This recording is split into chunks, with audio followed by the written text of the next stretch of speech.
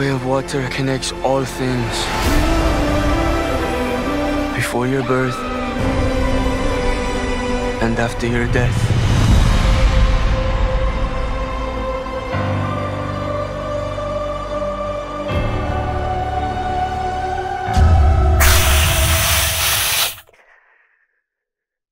Ça arrive que je sorte déçu d'une salle, mais énervé, c'est assez rare. Que James Cameron fasse les erreurs de script et de technique qu'il a fait dans ce film, James Cameron! Ah, putain de merde! Bonjour à tous! Désolé, je sais que c'est violent comme début, mais je reviens tout juste de la salle et ça a été une des pires séances de cinéma de ma vie, en particulier pour la technique, j'y reviendrai. Mais pour ce qui est d'Avatar, c'est pas ouf non plus. Je vous demande de m'excuser vite fait, faut que je me fasse couper les cheveux, ça ressemble pas à grand chose. Bon, alors, pour essayer de faire tout ça. Je commencerai sans spoiler et je ferai une section spoiler pour aborder du coup les problèmes de scénario un peu plus loin. On va essayer de rester très vague jusque là, mais justement du coup ça me laissera plein de temps pour parler de la technique. Même si je sais pas si ça va prendre 3 heures, mais c'est juste ça m'a viscéralement sorti du film quoi. Pour résumer rapidement l'histoire, pour ceux qui voudraient savoir, c'est la suite d'Avatar, de façon qui ne spoile pas, hein, c'est la suite d'Avatar, les humains reviennent, c'est à nouveau le bordel avec les navis, il y a à nouveau un conflit, et cette fois-ci on explore plus les peuples de la mer que les peuples qui sont dans la forêt, comme dans le premier film. C'est tout ce que je peux dire sans aller dans les spoilers, mais en fait le problème c'est que si je commence à vous expliquer pourquoi, comment, etc., c'est là qu'on commence à rentrer dans ce qui marche pas du tout en fait dans ce film. Donc c'est pour ça qu'il va falloir le garder un peu plus tard pour le scénario. On va commencer par la technique, parce que je vais vous le dire très sincèrement. Je ne souhaite pas à mon pire ennemi de regarder ce film en HFR, notamment à cause du style de HFR qui est proposé dans le film. Je vais pas re-rentrer dans le débat. Je sais que c'est un dialogue de sourds parce que j'en ai reparlé il y a pas longtemps sur Twitter, je me suis encore engueulé avec plein de gens qui sont persuadés que s'il y a plus de frames, c'est mieux. Une logique un peu basique quand même de base. Mais donc on va pas parler de ça. On va pas parler de est-ce qu'il faut que les films passent en 48, passent en 60, etc. On va parler du HFR variable. Parce que comme les joueurs de jeux vidéo le savent, ce sont eux qui font chier pour que le cinéma augmente au niveau des frames. Pour ceux qui savent pas du tout, j'explique, au cinéma il y a 24 images pour faire 1 seconde. En 1 seconde, il y a 24 images qui ont le temps de défiler. C'est pas un mouvement, c'est l'illusion du mouvement. On met plein d'images fixes qui succédaient les unes après les autres, et avec ce qu'on appelle la rémanence de la lumière sur les yeux, etc. Enfin c'est tout un tas de trucs particuliers. L'image reste un petit peu dans notre rétine, se fond un peu avec la suivante, et du coup ça crée l'illusion d'un mouvement. Mais c'est pas un mouvement, c'est plusieurs photos fixes qui passent tellement vite qu'on a l'impression que c'est un mouvement. Mais c'est pas un mouvement. Et il y a beaucoup de gens qui pensent que 24 images par seconde, c'est plus assez, ou ça a jamais été assez, entre guillemets. Récemment, donc, notamment les gamers ont commencé à faire chier, parce que eux, comme ils sont habitués à des jeux vidéo qui vont en 30 de base, mais 60, 120, 240 FPS, voire plus que ça, etc., en fait, leurs yeux sont tellement habitués à voir ce genre de fréquences qu'ils commencent à avoir l'impression que les films laguent quand ils vont au cinéma. Et j'essaie de leur expliquer que c'est une question d'habituation et que c'est pas un problème de 24 FPS, que s'ils avaient toujours regardé des 24 FPS toute leur vie, ils auraient jamais vu la différence. Mais ils n'arrivent pas à l'entendre. Et donc, il y a certains cinéastes, étonnamment des gens qui sont pourtant reconnus et qui ont fait beaucoup pour le cinéma, qui se disent, tiens, peut-être qu'on peut effectivement faire évoluer ça. Alors, le premier qui a eu cette idée de merde, c'était Peter Jackson avec Le Hobbit, qui a été tourné en 48 images par seconde. Pas en 60, donc. 48 qui est le double donc de la fréquence normale du cinéma, 24 FPS. Et j'avais vu Le Hobbit en HFR, le 3e et dernier uniquement, parce que à l'époque, il y avait très peu de cinéma et de projecteurs qui étaient capables de faire des hautes fréquences en projection, parce qu'on produit des images de on projette des images de très haute qualité très rapidement, donc il faut un bon projecteur bien étudié pour ça, pour le faire, quoi, et tous les projecteurs n'étaient pas faits pour ça. Et seul le 3e film a pu être expériencé pour la plupart des gens en 48 FPS, et c'était un des trucs les plus moches que j'ai vu de ma vie, parce que justement, bah ça fait jeu vidéo en fait. Notamment quand les 3/4 de ton film sont en images de synthèse. Les gens sont déjà tellement en train de dire que les images de synthèse sont pas assez bonnes et font jeu vidéo en 24 FPS, avec des frames en plus, mais vous n'imaginez même pas, quoi, ça a vraiment l'air d'être un jeu vidéo, quoi. Donc c'était assez insupportable sur Le Hobbit. Mais le truc c'est que sur Le Hobbit, au bout d'un moment, j'ai fini par faire avec. Parce que c'est 48 FPS, c'est du début à la fin, c'est 48 FPS, quoi. Et James Cameron vient de débarquer avec Avatar 2 et il a trouvé une nouvelle idée de merde également, mais il pensait que c'était génial, et c'est vrai, c'est le truc, t'es un expert technologique, technique, tu sais parfaitement comment fonctionne le cinéma, t'as pas été capable de t'imaginer que ça pourrait être de la merde. C'est quoi le HFR variable? C'est que le réalisateur estime que tel plan, il y a pas trop de mouvement, donc on peut le laisser en 24, ça pas grave. Et tel plan, bah pour le coup il y a pas mal de mouvements, et je voudrais bien que ce soit bien net, etc. Donc celui-là on va le mettre en 48 ou 60. Honnêtement je sais pas si c'est 48 ou 60, je pense que c'est 48, parce que je crois pas qu'il y ait de film qui se fasse en 60 à l'heure actuelle. Je crois qu'au début, il voulait le faire en 60, mais finalement, il s'est restreint sur 48. Et alors, le problème, c'est que, comme je viens de le dire, on réfléchit ça au plan. Quand ce con de Christopher Nolan tourne des plans IMAX dans un truc qui est entièrement en cinémascope, et donc d'un seul coup, dans une scène normale, tu peux avoir un plan en IMAX, il essaye d'isoler les séquences IMAX pour que toute la séquence soit IMAX, et après on repasse à une séquence cinémascope normale. Pour ceux qui ne comprennent pas non plus, IMAX c'est quand c'est le gros format 16/9, plus ou moins 16/9, c'est beaucoup plus large que ça l'IMAX, plus haut je crois, et le scope c'est quand on resserre du coup en cinémascope avec les grosses bandes noires au-dessus et en dessous sur vos écrans de télé. Quelqu'un d'autre a eu cette idée au niveau des formats, des ratios de cadre, là je parle des changements de cadre, avec l'idée aussi merdique de James Cameron de le faire image par image, c'était Michael Bay dans Transformers 5. Dans Transformers 5, chaque plan était à un ratio différent. On n'a jamais compris pourquoi. C'était à chaque plan, il voulait qu'il ait son ratio particulier. Donc en fait, à chaque plan, ça change. Et en fait, bah, ça fait la même chose dans Avatar 2. C'est-à-dire que t'as un plan qui est en 48 FPS, et puis d'un seul coup, t'as un plan qui est un petit peu moins, qui bouge un petit peu moins, donc celui-là est en 24 FPS. Et comme tous les joueurs de jeux vidéo le savent, le problème, c'est pas le nombre de frames qu'il y a par seconde. C'est quand il y a des changements.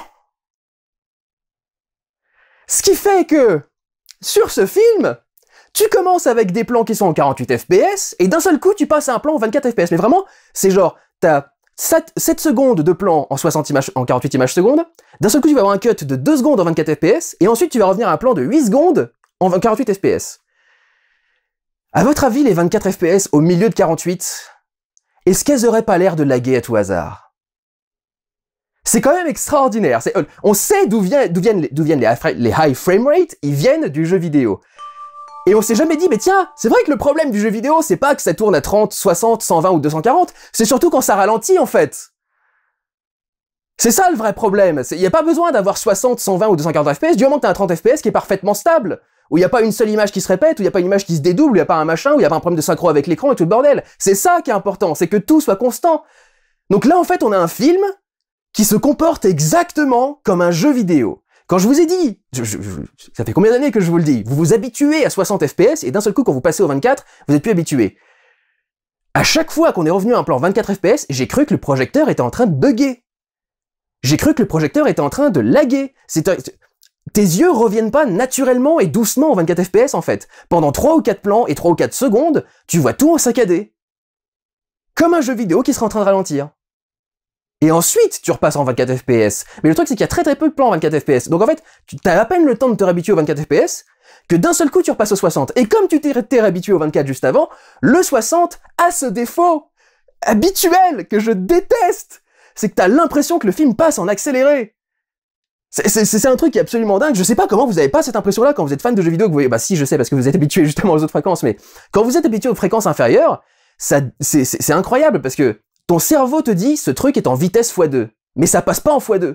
C'est en vitesse normale. Les gens parlent normalement, la musique est normalement, enfin, le rythme est normal, quoi.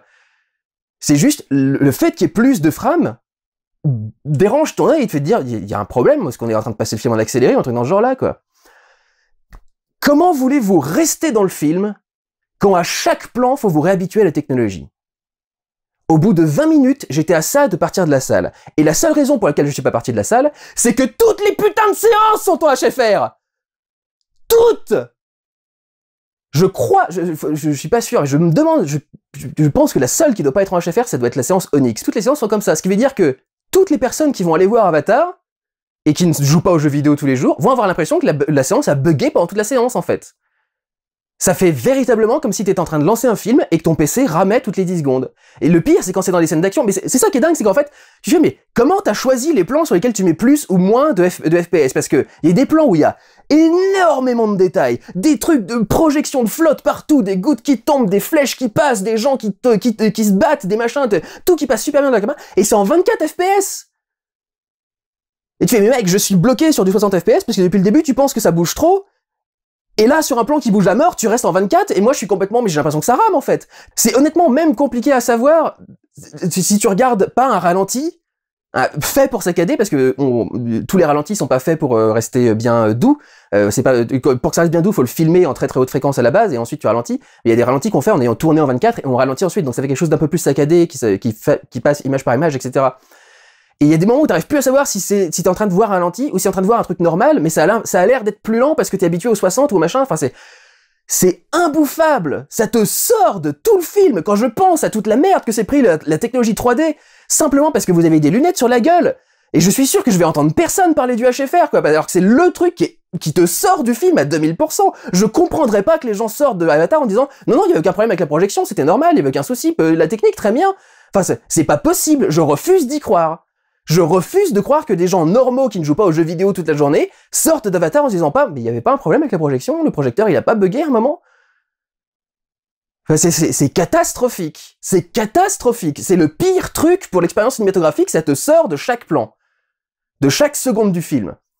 Et alors du coup, pour passer au film lui-même, du coup maintenant, sortons un peu de la technologie, parlons du film lui-même. Bah c'est difficile de rentrer dedans déjà quand à la base t'as tous ces problèmes-là, quoi. Mais en plus, le souci c'est que le scénario, bah il est pas ouf du tout, quoi. Alors pour rester encore superficiel dans les spoilers, je peux surtout vous dire que c'est exactement le scénario du premier film, quoi. Mais c'est exactement le scénario du premier film. Et je vais avoir un très bon exemple en tête de comment est-ce qu'il peut faire ça bien et comment est-ce qu'il peut le rater.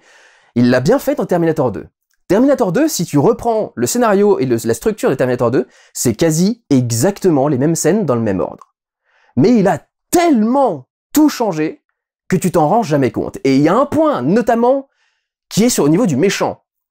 Le méchant dans Terminator 1 était un Terminator de base, qui était déjà increvable, et dans le 2, on a le Terminator en métal liquide, qui était une nouvelle technologie que tu comprends même pas, qui est encore plus dangereuse, parce que celle-ci, c'est quasi impossible de la buter, en fait, presque.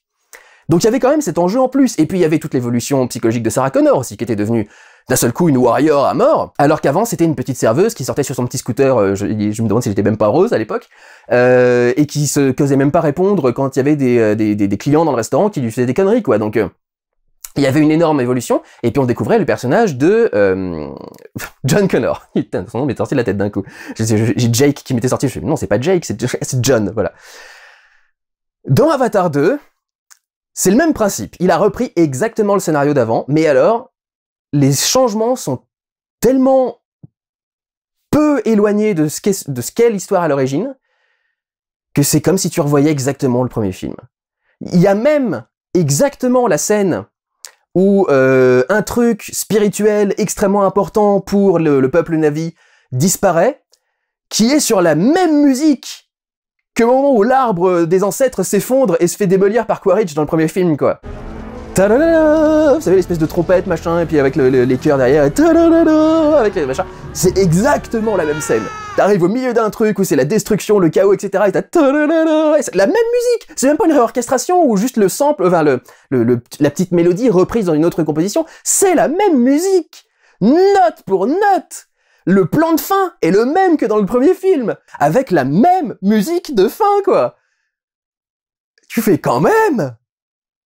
Je veux dire, même dans Terminator, pareil, dans le premier c'était du synthé de base, dégueulasse, et puis dans la suite, comme il y a beaucoup plus d'argent, c'était de l'orchestral, et avec quelques sons un peu synthétisés aussi, parce que c'est le thème Terminator, l'informatique et le synthétique. Mais quand même, quoi, au moins ça avait été un petit peu refait, quoi. On avait changé les samples du synthé pour faire les trucs, quoi. C'est la même chose. C'est exactement le même film. Ça se termine avec la grande baston entre les humains et les Na'vi, exactement comme dans le film d'avant, sauf que cette fois-ci c'est dans la mer et pas dans la forêt, quoi. Et alors l'autre truc que je peux dire sans spoiler, c'est que je sais pas si c'est à cause du HFR, mais j'ai l'impression que le montage de ce film est beaucoup trop rapide. On a la même intro avec Jake qui fait le résumé des épisodes précédents, quoi. Mais elle fait pas 15 minutes. Elle doit en faire 7 ou 10 ou un truc dans ce genre-là, quoi. Et c'est tellement rapide pour te présenter quand même.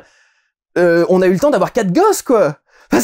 J'imagine la période qui est passée sous silence et qui passe ultra rapidement, t'as pas du tout le temps de t'attacher, de comprendre, de machin. Il y a tellement de gosses en plus différents que t'arrives à peine à les reconnaître, de retenir leur nom, etc. Enfin, c'est un bordel monstrueux. Heureusement ils ont des sexes et des âges très différents, parce que sinon, ce serait vraiment impossible. Mais oui, non, ça passe toujours beaucoup trop vite pour ce que ça montre, quoi. Enfin, ça va beaucoup trop rapidement. Et ça pourrait être parce que j'ai l'impression que les plans passent plus vite, passent en accéléré parce que c'est en 48 FPS, mais véritablement, je pense que le temps passe trop vite dans ce film. Et tu sens les coupures. T'as plein de moments où t'as des passages, des écrans noirs, des fondus au noir, avec un retour en cut sur un truc. Il y en avait aussi dans le premier film. Et si vous regardez dans le premier film, c'est souvent pour camoufler des grosses scènes qu'on a coupées au montage, en fait. Et là, tu sens un peu la même chose. Tu sens qu'il y a des scènes qui ont été coupées. Il y a un moment où il y a quelqu'un de la famille de Jake qui est en danger. Et genre, tu le vois être en danger, ça coupe, et la seconde d'après, c'est les conséquences du truc. Et tu fais... J'ai l'impression qu'il devait y avoir une scène entre les deux, qu'il devait y avoir un machin, enfin, t'as l'impression que c'est passé beaucoup trop vite entre les deux. Ça pourrait être juste personnel, hein, mais... Voilà, enfin, c'est mon souci, je trouve que ça va beaucoup trop vite, et ça nous raconte quelque chose qu'on a déjà vu, et les changements sont pas du tout assez importants et suffisants pour justifier de faire une suite. Mais alors, c'est là qu'on va passer au spoiler, parce qu'il faut qu'on parle un peu du pourquoi et du comment de ce film, et c'est là qu'il y a vraiment un gros souci, quoi. Je suis parti sur plusieurs théories quand j'ai vu les bandes annonces, et aucune n'est juste. Le problème, c'est qu'en fait, les théories que j'avais trouvées étaient les plus probables et celles qui étaient les plus logiques et avaient le plus de sens. Et quand t'as les explications du film, tu fais, mais c'est nul.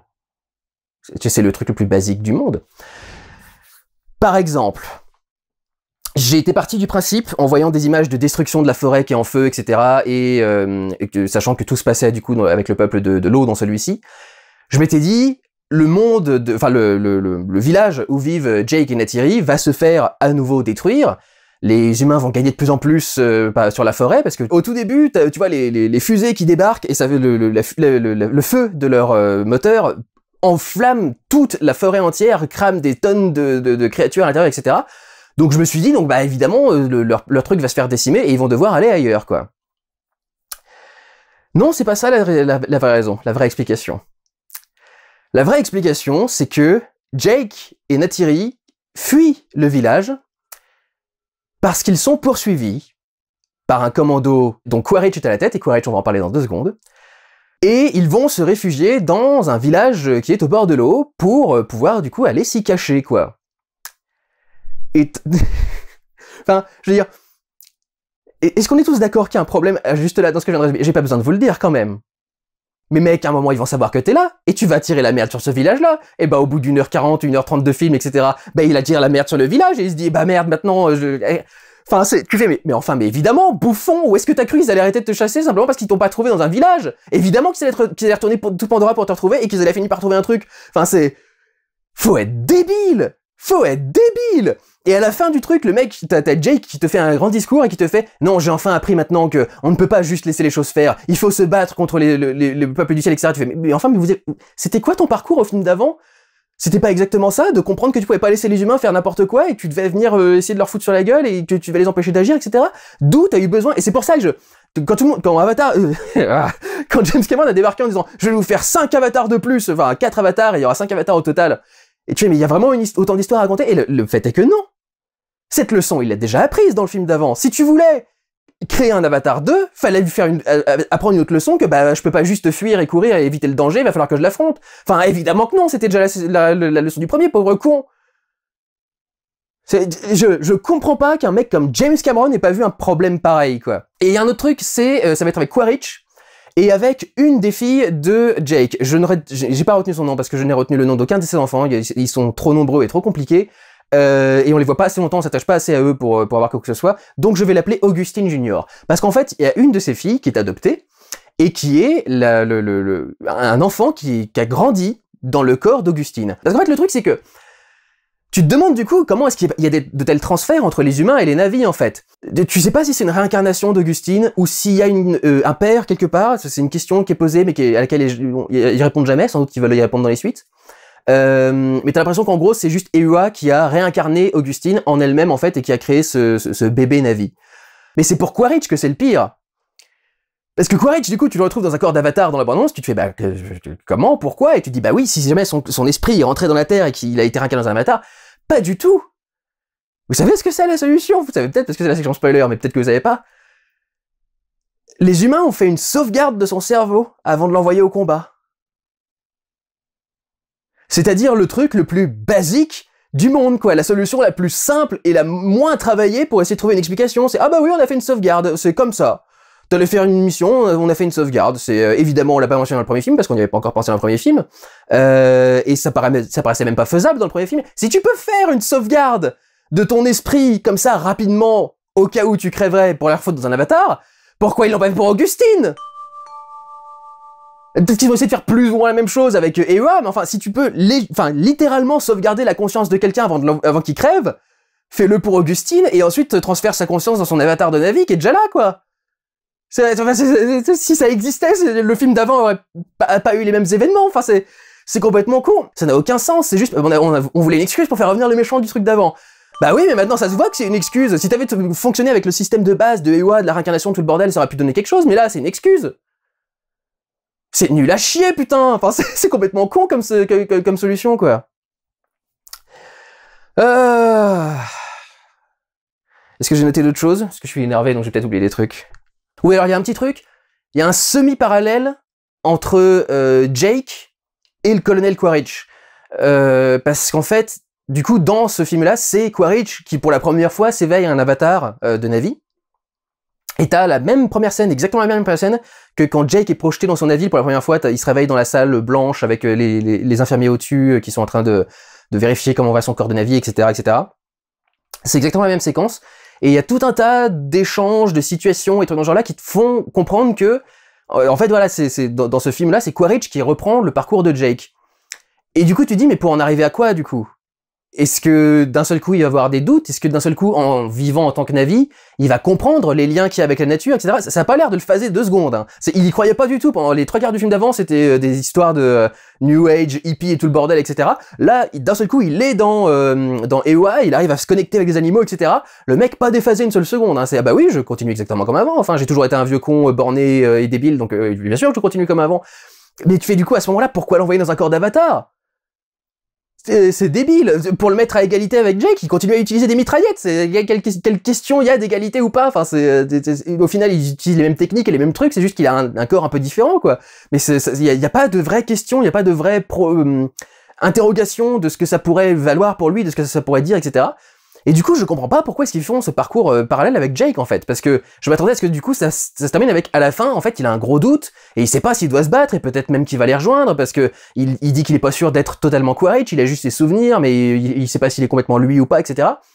Mais que dalle, tout ça, c'est jamais exploré, il se comporte exactement comme Quaritch, il est tout aussi con et tout aussi borné, et à la fin du film, il a toujours pas compris sa leçon, c'est la 2e fois qu'il s'est pris un truc dans la gueule, c'est la 2e fois que machin, mais il a toujours pas compris. Enfin, c'est quand même un gâchis monstrueux, quoi. Et alors pareil, un autre gâchis, c'est avec son gosse. Parce que donc, parmi les enfants de Jake, il y a un bébé qui a été abandonné sur la station. T'as envie de dire qu'il y avait que un bébé sur toute la station du truc, et donc du coup, ils l'ont conservé parce qu'ils peuvent pas congeler les enfants, enfin les bébés en tout cas, ils disent toujours bébé, et t'as envie de dire, mais au bout de 3-4 ans, le problème aurait pas été réglé, en fait, parce que au bout de 3-4 ans, t'es plus un bébé, en fait, tu commences à être un enfant, et peut-être qu'avec un enfant, ça passerait, quoi, ou un truc dans ce genre-là. Mais là, il a carrément l'air d'avoir 16 ou 17 ans, ou un truc dans ce genre. Il est peut-être temps de le renvoyer, enfin, on pourrait le renvoyer à un moment ou à un autre, quoi. Mais donc, en fait, ce gamin, on se rend compte que c'est le fils de Quaritch. Et alors, déjà, t'apprends ça, tu fais, pardon? On parle du même Quaritch. Le gars, il y avait rien qui comptait dans sa vie, si ce n'est sa mission et buter des gens. Rentrer à l'heure pour le souper, c'est ce qu'il a sorti à un moment, mais c'est tout, quoi. Ce mec-là a trouvé le temps de développer une famille, d'avoir un enfant avec une nana et tout, enfin c'est... D'où? Quand? Comment? Pourquoi? Caca? Quaritch a eu un gosse. Quaritch! De tous les personnages qui auraient pu avoir un enfant, quoi, c'est... Enfin non, enfin évidemment pas lui. C'est évidemment que c'est le mec qui va jamais faire attention à avoir un gosse. Pourquoi vous croyez qu'il est encore là, qu'il se garde, qui risque sa vie, qu'il a des griffures, etc. Il y a un moment il dit ouais je sais très bien que j'étais pas un très bon père, etc. Mais tu devrais même pas être père. C'est au moins expliquer que genre il savait même pas qu'il l'avait eu, qu'il a couché avec sa mère un soir, qu'il savait même pas qu'il avait foutu enceinte et que le temps que et qu'il était mort avant de la prendre, ou un truc dans ce genre-là, quoi. Mais non, parce que il faut qu'il y ait un lien entre les deux, sinon c'est pas drôle quand ils se rencontrent, vous comprenez? Faut qu'ils se reconnaissent, faut qu'ils sachent qu'il y a un lien pour que ultra artificiellement ils se mettent à s'apprécier les uns les autres, ou en tout cas qu'ils se tuent pas l'un l'autre, quoi. Et donc il commence à développer une relation avec ce gamin qui a été abandonné Et honnêtement, ce gamin, il sert pas à grand chose, quoi. Il devrait poser beaucoup de questions quant à est-ce que j'appartiens à telle famille, à tel truc, est-ce que, et qui, comment, pourquoi, etc. Mais au final, ces questions, de toute façon, elles ont déjà été résolues par Jake, dans le premier film. Et dans celui-ci, au final, en fait, il est retiré du problème très rapidement, vu qu'il est capturé par les soldats. Donc, il est pas vraiment en relation avec les autres navires, donc il y a pas tous ces problèmes d'intégration. Il y en a un petit peu avec ses frangins, mais avec lui, ça aurait été quand même beaucoup plus visible, quoi. Et tu fais, mais... C'est un gâchis, en fait, de prendre ce personnage, de créer ce personnage-là et de le traiter comme ça, en fait. Il y a pas un seul moment où il a un doute par rapport à son appartenance à tel ou tel clan, il y a pas un seul moment ou quoi que ce soit. Et pourtant, à la fin du film, le mec sauve Quaritch. Et honnêtement, des personnages aussi cons, j'ai même pas envie de les voir dans la suite, ils sont aussi bêtes que ça, ils peuvent crever, quoi. Tu sauves le mec qui, pour la deuxième fois, vient d'essayer de buter ta planète entière, et ici, dans ce cas particulier, ton père adoptif. Et je supporte pas, la famille, du coup, est au centre de cette histoire. Il y a Neytiri et Jake ont plein d'enfants, Quaritch a son propre gosse, etc. Et il y a toute une question, même dans les animaux, eux-mêmes ont leur progéniture, etc., etc. Et tu sens qu'ils veulent partir dans ce discours à la mort moelleux de « Ah, la famille, c'est génial, la famille, c'est super important, etc., etc., quoi. » Et du coup, c'est pour ça que, quand t'as un fils, et que son père, même si son père est littéralement Hitler, le mec va essayer de le sauver, quoi. Et tu fais, mais c'est incroyable que vous soyez aveuglé à ce point par la soi-disant magie et le brillance de la famille, etc. Imaginez, moi, j'essaie de me projeter dans ce truc-là, quoi. Imaginez un enfant battu qui voit ça dans un film. Il y a des films qui lui disent « Mais non, t'inquiète pas, la famille, c'est génial, et puis un jour, ça va s'améliorer, parce que de toute façon, vous avez des liens, du sang et de l'ADN, et du coup, vous allez vous respecter, et un jour, vous allez vous entendre, etc. » Mais que dalle, allez vous faire foutre, putain de merde. C'est quoi ces leçons à la con, quoi? Il y a des moments où, non, faut rejeter ta famille, faut rejeter certains membres de ta famille qui sont Hitler. Putain de merde, quoi. C'est le mec, c'est littéralement un facho qui vient tout détruire et tout cramer. Le sauve pas, fils de pute. Oh. Donc en fait, tout m'a gonflé dans ce film. Les motivations des personnages m'ont gonflé, et l'évolution du scénario m'a gonflé.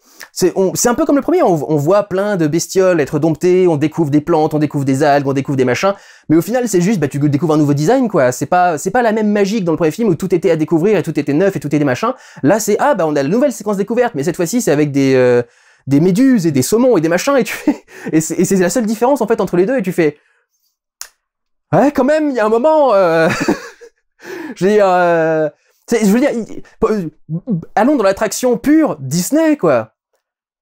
Tous les petits manèges Disney ont pas le même chemin de fer. Tu te sentirais un peu floué si tu faisais les 17 attractions de Disney et que tout ce qui changeait, c'est le décor, le parcours était systématiquement exactement le même, les mêmes tours au même moment, la même chute du radeau, etc. Quand on fait les Pirates des Caraïbes ou les machins dans ce genre-là. Imaginez ça, quoi. Imaginez un tour de Disney où toutes les attractions, c'est le même chemin, le même grand 8, exactement le même, c'est juste que t'as une couleur différente sur le truc, et puis il y en a un qui va dans l'eau. Non! Non et non, quoi. C'est raté, c'est raté. Avatar 2 est un ratage. Pas au niveau des plans, effets spéciaux, quoi. Les effets spéciaux eux-mêmes sont dinguissimes. Ils sont absolument ouf, mais avec ce traitement de l'image, avec le 48 images par seconde et variable, ça te sort complètement du truc déjà de base. Les simulations de flotte, les machins, etc. Tout est dingue, mais il est pas appréciable tel qu'il est présenté en fait. Et alors je voudrais peut-être finir là-dessus vite fait. C'était la première fois que je faisais une séance Dolby Vision, parce qu'en fait les places pour Avatar ont été mises en place il y a assez longtemps, il y a quelques semaines, et je les avais achetées en avance, mais en fait ils avaient mis en vente que les places 4DX et Dolby Vision, et Onyx LED aussi. Et en fait je voulais pas de 4DX évidemment, je voulais pas de Onyx parce que je me dis Avatar c'est pas pour le voir sur un écran de télé Onyx dans une salle, c'est pour le voir sur une grande projection, donc j'ai pris évidemment la projection Dolby Vision qui restait, quoi. Et après ils ont rajouté d'autres séances qui sont pas en Dolby, pas en 4DX, pas en Onyx, juste une projection normale, mais en HFR aussi, et ces séances là elles ont été rajoutées assez récemment. Donc en fait j'avais pas accès à ces séances là avant, j'ai pris une séance Dolby Vision et c'est la première fois que je fais une séance Dolby de ma vie. Ça a ajouté au truc parce qu'en fait les fauteuils sont trop incurvés et sont trop profonds, ce qui fait qu'en gros, pendant toute la séance, j'étais comme ça. J'ai passé les séances comme ça dans le fauteuil, le dos rond et puis le cou qui vient comme ça. Je suis sorti, j'avais mal à la nuque, comme c'est pas possible. Et la seule autre solution, si t'as pas envie d'être comme ça, c'est de relever les jambes à l'avant et du coup de t'affaler comme une merde sur ton truc, quoi. Et donc du coup, je suis resté dans cette position, mais alors... au prix de ces séances, avec la gueule de ces putains de fauteuils et tout le bordel, tu pourrais quand même espérer qu'ils soient confortables, quoi. Putain de merde. Et alors, la projection laser, machin, et mon cul, mon cul sur la commode, ça n'apporte rien. Alors, je finis là-dessus parce que j'ai reçu beaucoup de messages ces dernières semaines qui m'ont dit « Alors, Dudu, qu'est-ce que tu conseilles? Le 4DX? Le HFR? Le Dolby Vision? Rien !» J'ai fait une vidéo il y a 2 ans, au tout début du Covid, en disant les salles de cinéma partent en couille pour vous expliquer que toutes ces technologies sont pourries et inutiles. IMAX aussi, on m'a demandé s'il fallait voir en IMAX. L'image serait plus grande, oui, éventuellement, mais alors avec le HFR, de toute façon, je ne savais pas si ça va changer grand-chose pour vous. Toutes ces technologies sont inutiles, c'est du gadget à 2000%. Il y a plus de couleurs là dans ma projection d'Avatar. J'ai pas vu plus de couleurs, j'ai pas eu plus de profondeur, j'ai pas eu l'impression que ce soit machin. Comme c'était une projection laser, il y avait suffisamment de luminosité, donc du coup c'était pas chiant au niveau de la 3D, parce que les projections laser sont très intenses, et tu peux être intense parce que l'ampoule diminue beaucoup plus lentement qu'une ampoule à incandescence normale pour le projecteur. Mais alors vraiment, arrêtez de vous poser ces questions, quoi. S'il y a un truc que vous devez éviter à vie, c'est le 4DX. C'est comme le HFR variable, le truc est entièrement pensé pour te sortir du film. Donc, ils vont dire que c'est pour t'y intégrer, hein. Comme c'est Avatar et que c'est dans l'eau, je suppose qu'ils doivent projeter des bulles pendant absolument toute la séance. J'ai imaginé un écran en 3D avec des centaines de bulles qui arrivent sur votre gueule, etc. Ça doit être un bonheur de regarder un film comme ça. Donc, si vous devez avoir un avis sur des technologies, vous fuyez le 4DX comme la peste. Après, si vous voulez du Dolby, du Onyx, de l'IMAX, etc., c'est vos préférences personnelles. Le seul truc que je déconseille radicalement, c'est le 4DX. Et désormais, le second truc que je déconseille radicalement, vous voyez ça, vous le fuyez comme la peste, c'est le HFR. Variable, notamment. Mais vous saurez pas si c'est du variable ou pas, tant qu'à faire, fuyez tout le HFR. Ce sera très bien. Non, mais c'est vraiment... C'était une des pires séances de ma vie, quoi. Une des pires séances de ma vie. Si le film avait été un chef-d'œuvre, je pense que j'en serais quand même sorti déçu, rien qu'à cause de la projection technique. Mais je suis quasi certain d'avoir su mesurer mes émotions par rapport à ma gêne technique. Il y a un problème de scénario, ce film n'est pas intéressant. Ce film n'est pas intéressant. Si vous voulez juste y aller pour voir Pandora et de nouveaux décors, une nouvelle faune, une nouvelle flore, les créatures marines, etc., quelques nouvelles armures, quelques nouvelles machines, quelque chose dans ce genre-là. Si c'est ça qui vous intéresse, si c'est ça que vous a attiré dans le premier, allez-y. Mais à mon sens, le traitement des personnages, le traitement du scénario et la technologie vous sortiront tous du film. C'est le seul truc qui essaye de vous garder dans le film, c'est le script et les effets spéciaux. Ça, pour le coup, chef-d'œuvre absolu à ce niveau-là, mais c'est gâché par absolument tout le reste, quoi. De bons effets spéciaux avec un mauvais script et d'une technologie pourrie, c'est nul, quoi. Vite fait aussi, j'ai vu beaucoup de gens dire que c'était un énorme condensé de tout ce qu'avait fait James Cameron dans sa carrière. Non, c'est principalement Abyss. À part ça, j'ai pas vu une référence à Terminator, j'ai pas vu une référence à machin, enfin c'est Abyss, c'est tout, c'est Abyss. Voilà, dans Avatar. Grosso modo, y a pas plus que ça, quoi. Il y a un petit peu de la symbolique familiale de Terminator, mais je vous dis, enfin, à des années-lumière de la qualité de Terminator. Quelques petits trucs en vrac que j'ai notés et qui sont pas vraiment à citer dans une autre catégorie quelconque. Il est logique qu'il y ait des éclipses sur cette planète puisque c'est une lune d'une planète de taille jupitérienne. Il y a des gens, quand j'ai fait ma dernière vidéo, j'ai fait une lune une planète jupitérienne et ils pensaient que je voulais dire que les lunes que Pandora était autour de Jupiter. C'est pas le cas. C'est pas le cas du coup. Pareil aussi, au début, j'ai dit une planète qui est à des millions d'années-lumière de la Terre, etc. Il y a des gens qui m'ont dit non, c'est juste à 4. Mais je m'en bats les couilles. Vous croyez que j'ai regardé combien d'années-lumière c'était de la Terre? J'ai sorti un truc au hasard parce que c'est un truc de SF. C'était pas du tout censé être une citation du film. Bref, peu importe. C'est logique qu'il y ait des éclipses. Il y en avait jamais dans le premier film. Et dans celui-ci, bizarrement, tout le monde se met à parler des éclipses. Mais alors le truc, c'est que les éclipses, elle dure pas très longtemps, quoi. Une éclipse, en principe, ça dure un certain temps et c'est un événement marquant. Là, quand t'as une éclipse, généralement, il se passe pas grand-chose, quoi. Il peut arriver un truc, mais ça a pas de rapport avec l'éclipse elle-même. Qu'il fasse nuit ou jour, ça ne change rien, finalement, à l'action. C'est juste que ça fait un changement de mood, un petit peu, mais c'est tout, quoi. Sinon, là, il y a aucun truc, donc voilà.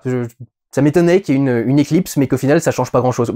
C'est pas une petite lune qui passe sur une grosse planète, c'est une petite lune qui est recouverte par une grosse planète. Il devrait y avoir une nuit de 3 mois ou un truc dans ce genre-là, et justement, j'aurais trouvé ça cool, en fait, d'explorer ça Mais c'est comme toutes les solutions par rapport à Pandora, il aurait pu explorer tellement plus de trucs cool, mais c'est... j'aurais bien voulu avoir un truc genre c'est la nuit éternelle de Pandora, un truc genre là, qui serait le méga événement où d'un seul coup il fait nuit pendant 3 mois, et tout le monde doit survivre avec la nuit. On a bien vu dans le film d'avant, que la nuit c'était le pire sur Pandora. Donc si tu te fais une nuit éternelle ou un truc genre là, ce serait horrible, mais non, pas l'idée, on est juste une éclipse parce que ça fera cool à un moment dans un plan. Je sais pas à quoi ça sert. Vraiment, je sais pas à quoi ça sert. À part changer la lumière dans une scène, je sais pas à quoi ça sert.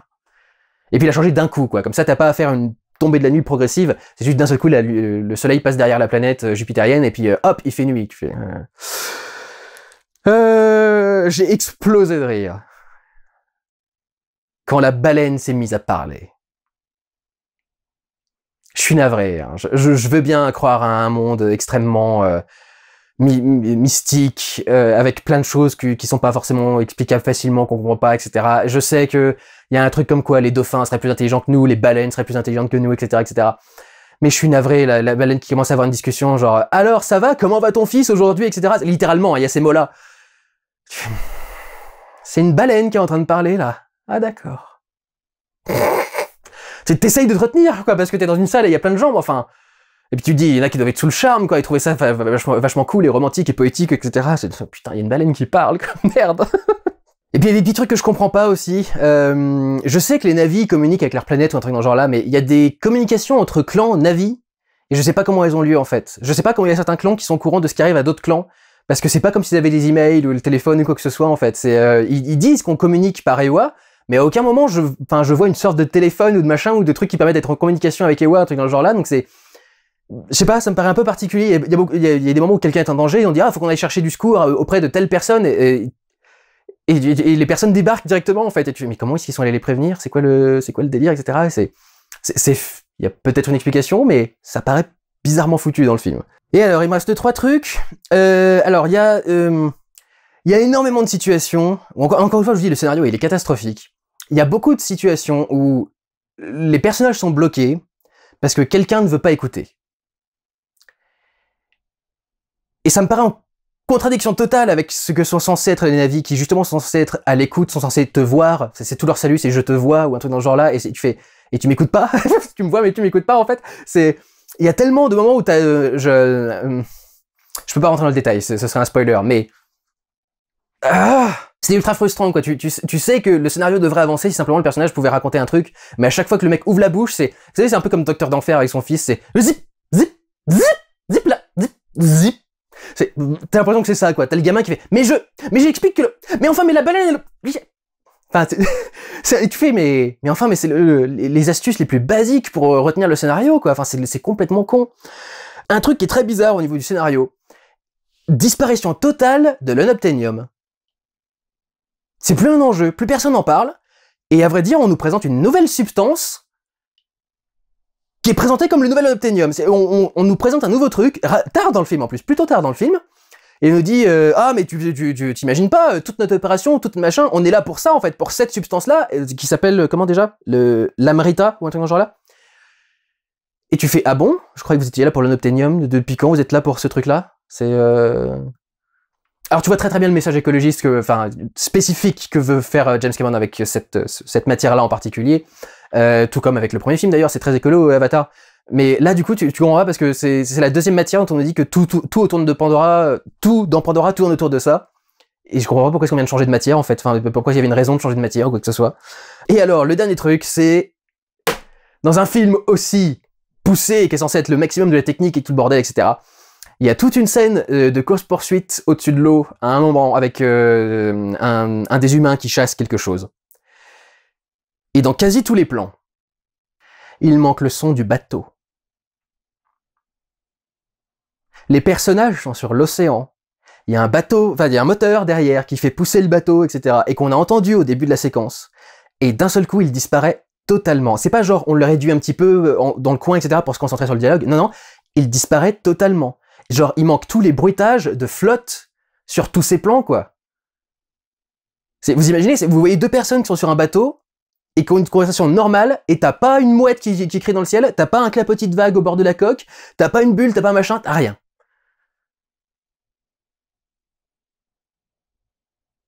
Honnêtement, je crois que c'est une une erreur en fait, c'est vraiment soit une erreur d'export, soit une erreur de montage. Ils ont oublié les trucages, enfin les bruitages sur une séquence très particulière, mais il y a toute une séquence où le bruit d'un bateau disparaît complètement.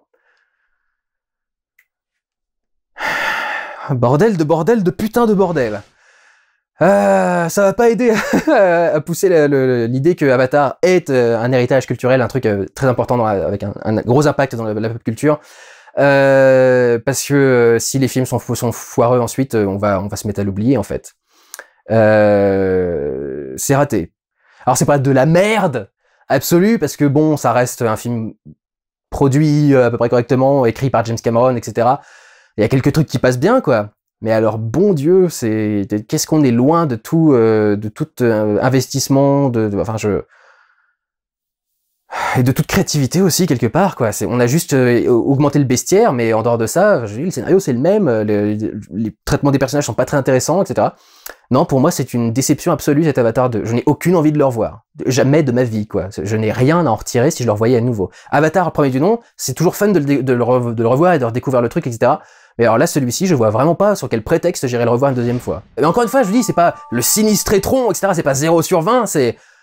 Non, c'est du gâchis, quoi. C'est juste du gâchis. Si vous voulez une note, c'est à la moyenne, voire un peu en dessous. C'est totalement inintéressant. Limite, c'est plus ça, en fait. C'est inintéressant qu'autre chose. Mais je vous le dis, je suis même sorti énervé, donc... Non, je pense qu'il y a des soucis avec ce film. Et personnellement, je pense que vous en avez rien à foutre que je vous conseille ou pas d'aller voir Avatar 2, mais si vous me demandez mon avis, je ne vous le conseille pas. Ça n'a aucun intérêt. Aucun. Et je suis sérieusement énervé par ces putains de trucs techniques. Comment est-ce que tu peux ne pas te rendre compte que changer le framerate en plein milieu d'un truc, ça va donner l'impression que le film rame? Ah! Débile! Bon! Voilà, c'était donc mon retour sur Avatar 2, La Voix de l'eau, réalisé par James Cameron. Aussi surprenant que ça puisse paraître.